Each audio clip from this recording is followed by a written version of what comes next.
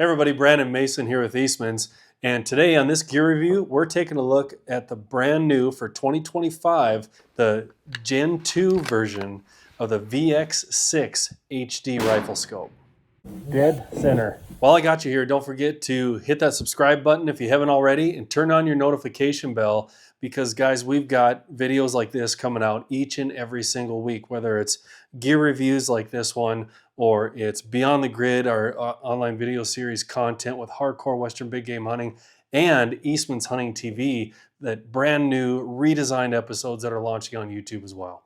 All right, we're going to take a look at this Gen 2 version of the VX-6 HD rifle scope from Leupold. Now that sounds like a mouthful, and I haven't even started yet with the rest of the acronyms and the features on this particular rifle scope. And you may be asking yourself, what's with the Gen 2? So this second iteration of the VX-6 HD rifle scope from Leupold, they took some of the features that were already good about the Gen 1 and they added some competition grade features and a little more efficiencies and streamlining to an already popular rifle scope. And one of the things that sticks out when you first look at this rifle scope, at least it did to me, I'm a bit of a minimalist when it comes to my backpacking list and what I take with me on a hunt. I don't like big bulky gear necessarily.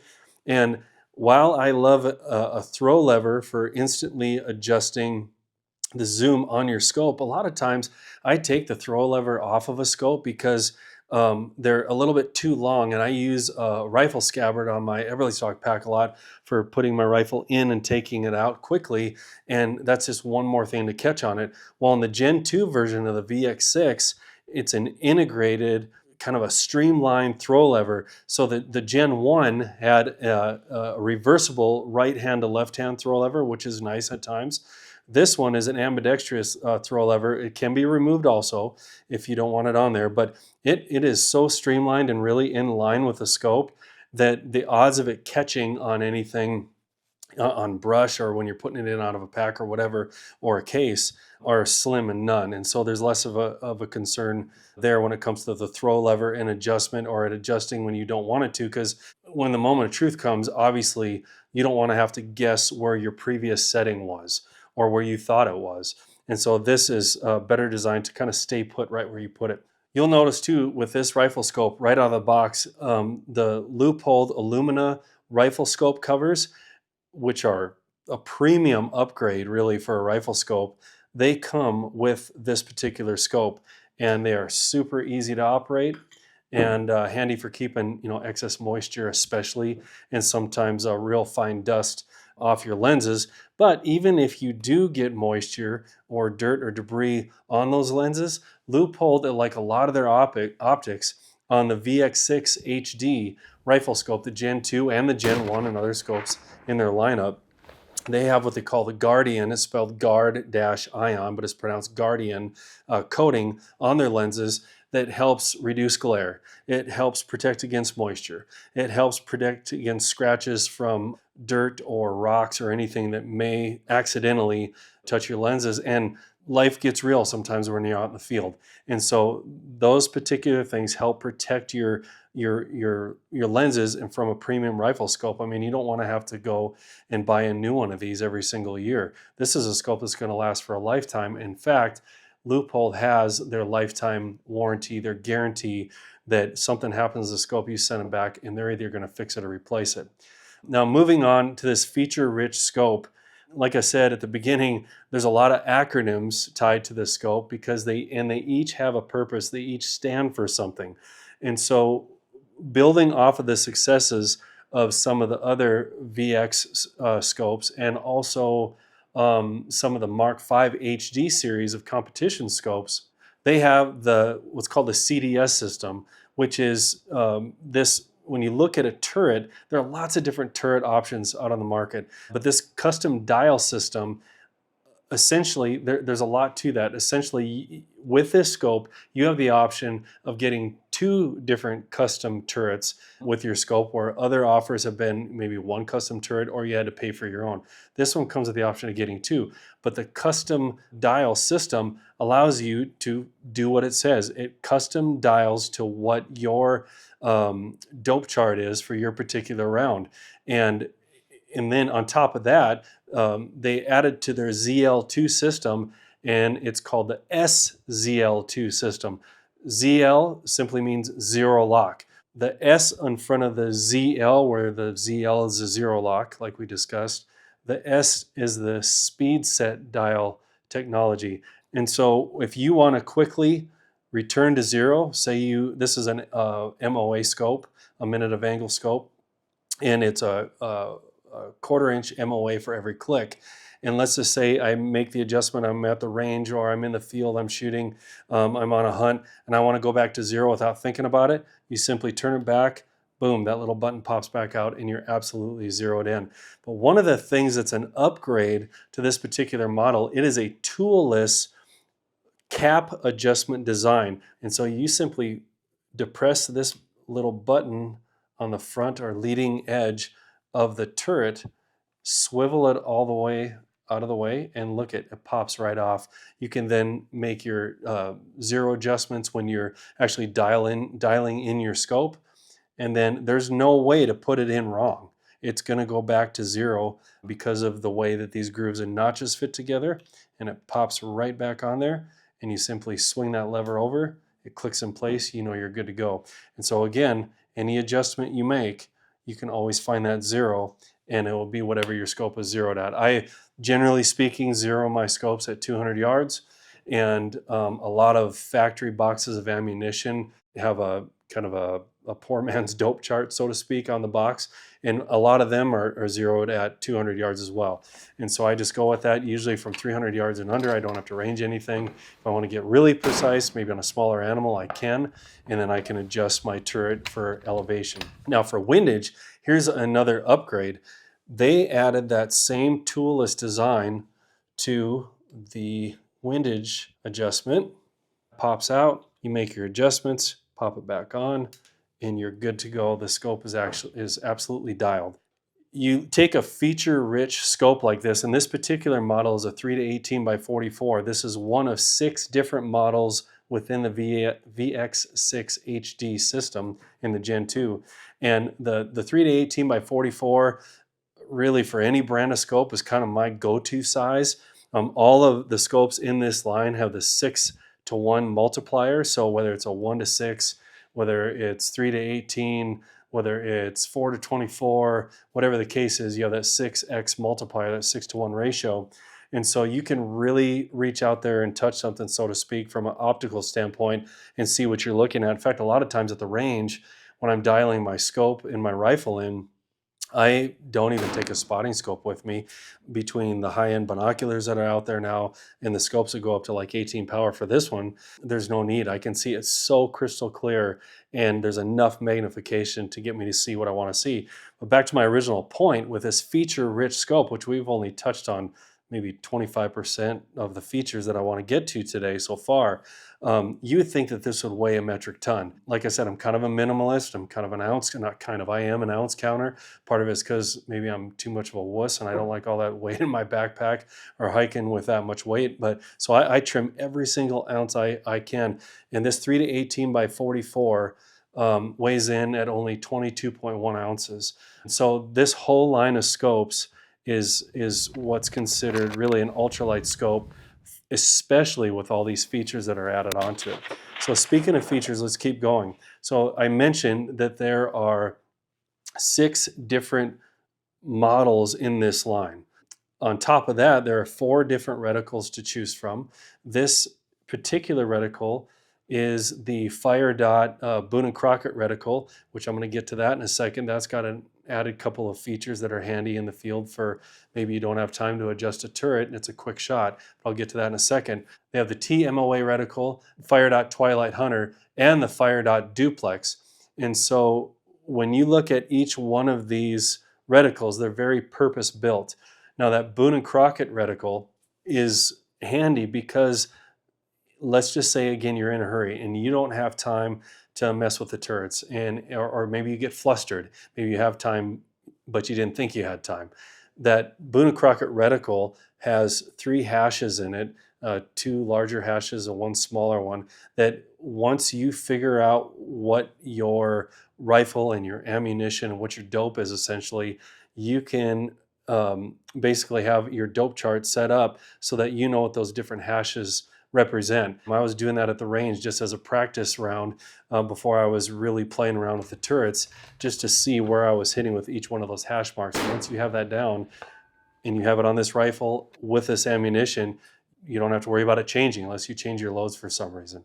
And so it's kind of a real quick and dirty, foolproof way while you're in the field to get a shot off quick past your zero range, like minus 200 yards, maybe yours is 100, but you can reach out to that maybe 300, 400, 500 yardages if need be without even messing with the turrets in the moment of truth. Some of the reticles that are offered, including the Boone and Crockett reticle that is in this scope, have that fire dot reticle. All that is a brightness setting at the center of the crosshairs, and there's 8 different brightness settings. So for varying light conditions, the brighter the light is outside, say midday, I'm going to want that light a little bit brighter inside the scope so I can see it. But it takes some of the guesswork out of maybe less than ideal lighting conditions or shooting conditions when looking at a big game animal. And man, there's no doubt where you're going to put the crosshairs on that animal when you have that fire dot turned on. And on top of that, one of the cool things with these scopes are they have the electronic reticle leveling system. And that's handy for 2 things. It can help you level up your scope when you're mounting it on the rifle. But what's even nicer in the field is it'll help you take away or manage your rifle cant. For those that don't know what I'm talking about, a rifle cant is, or even canting a bow, is when you may be canting it to the left or to the right, depending on how your natural position is. And believe it or not, almost every shooter does have some sort of cant. Sometimes it's not much, sometimes it's dramatic, but the farther you extend your range, the more dramatic that cant is gonna be on your point of impact. And so think of it like a triangle. The closer you are to the point of the triangle, it's pretty accurate, but the farther out you get in range, your point of impact, basically where your bullet's going to be hitting, can be farther away from that center of that target, which is going to end up in either a wounded animal or missing the animal altogether, or hitting something that you don't want to hit. So when using the fire dot reticle or the electronic reticle leveling, there's a simple push button right here on the side of the scope, and it's not sticking out, so it's pretty hard to bump it. And even when you bump it, you have to actually, really push on it. It's not hard, but it's not easy also. So you're not going to bump it and accidentally turn it on or turn it off. And there's a solution to that too, just in case you would. I'll get to that here in a second. But if you want to turn on that leveling feature, some people don't want it on because it'll distract them. But with that fire dot, with the leveling system turned on, it's going to blink whenever you are 1 degree, as fine as 1 degree or more off kilter. And so that's going to ensure downrange accuracy. But anytime that you slightly get off that 1 degree or more, that red dot is going to start blinking. And some people don't want that turned on all the time because it can be a distraction if you're not well practiced and well versed with your scope, or maybe you haven't even hunted that much and you're just getting really into it. That can be one more distraction that you don't want on there. But it can be a very, very useful tool. And how you turn that on, because it's not on by default, you have to turn that on by holding in that button for 15 seconds, depending on how fast you're counting. And then when you turn that fire dot on, it's going to automatically be on that leveling system. And so when you're straight up and down, when you're completely level, the fire dot stays solid. And when you tilt it left or right, which you'll see in the video, it's going to start blinking. And it's only that 1 dot. There's nothing on the perimeters or anything. It's just that 1 dot starts blinking. And I naturally have a cant. I didn't think that I did. until I started messing around with scopes that have this leveling system embedded in the electronic systems. And it is amazing how much you actually cant a rifle. And the same way with a bow. If I'm not watching it, I dramatically cant my bow. Same thing with a rifle. So you just have to watch that. And it's even more of a problem if anybody but you is borrowing or is using your gun. And so if I have a natural cant and I sight in my rifle that way, it's still not ideal, but I'm going to have more consistent results because I'm probably going to largely be holding that rifle the same almost all the time. If I hand a rifle to my kid or to a coworker or whatever, when we're hunting together, their natural position is going to be dramatically different. We've seen that on Eastman staff hunts where you let, say, one of our hunt winners borrow a rifle or another staffer, and they can't hit the broadside of the barn. And at first you think, man, this guy can't shoot for nothing. And turns out it's not his fault. Everybody holds the rifle slightly different. So with this leveling system, it takes that cant out. It's a little reminder to straighten up. And when you do that, accuracy is king, and you will not regret it. Now, let's just say you do accidentally bump the fire dot on. I don't see how you would, but let's just say that happens. Or I'm a pretty forgetful guy. I forget to turn it off. Well, after a period of 5 minutes of inactivity, guess what? It turns off on its own. It's called the MST, the motion sensor technology that Leupold has embedded into the optic. And so it doesn't only, the one part that I think is kind of cool, it doesn't only just save battery life by turning the fire dot off if you forget it on after 5 minutes of non-use, but if the setting for the scope was that it was last on, you didn't physically turn it off, then as soon as you turn or twist or pick up that rifle again, it turns on automatically. I mean, what a feature for forgetful people like myself. One thing that you'll notice right next to the push button for the fire dot is, and also the reticle leveler, is the parallax adjustment. And you'll see it'll go down to as low as just under 50 yards and all the way up to 600 and then infinity beyond that. And that is such a nice feature, and it's a really easy to adjust knob. Again, not so easy that it's going to get bumped in the field and be bumped off, but it is smooth enough and big enough to grab with gloves on so that even when you're bared down on a target and you realize you need to adjust that, you can quickly look to the side, adjust to your yardage. It may not be exactly what your yardage is, but it'll be close enough to where you'll get a crisp, picture-perfect image that you're looking through. So now we went through most of the features of this VX-6HD rifle scope from Leupold, and if I was in your shoes, and I have been in your shoes, I'd be asking the question, yeah, but how durable is all this stuff? I mean, you got a lot of bells and whistles on here, man, and I'm kind of a simple guy.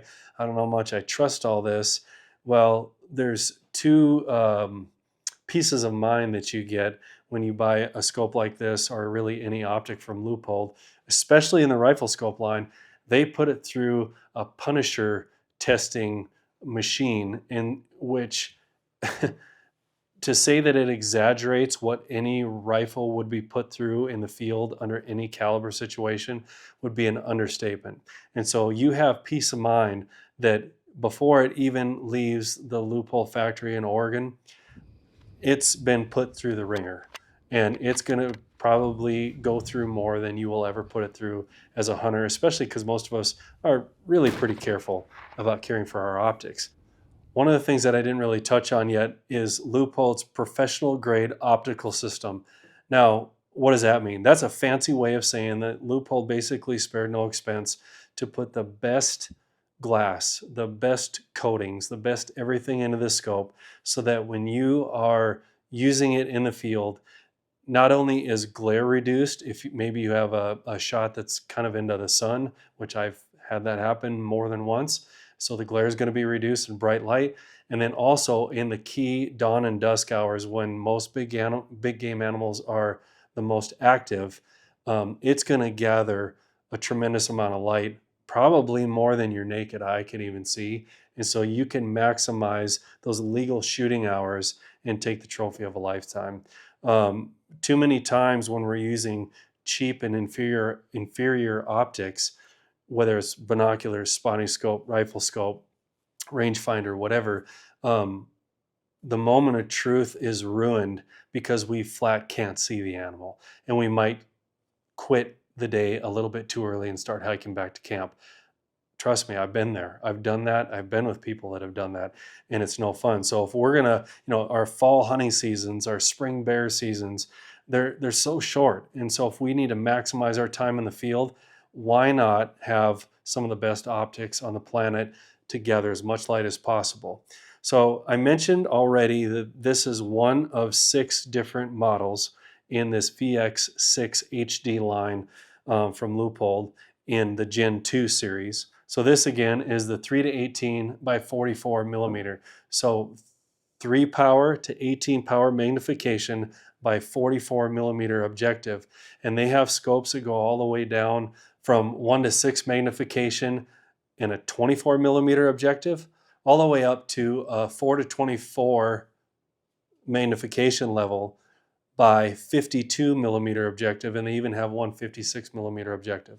And again, it's just user preference, and it's also case specific based on the style of hunting that you prefer. For me, the 44 is kind of middle of the road, and it's enough light gathering options in the 44 millimeter objective.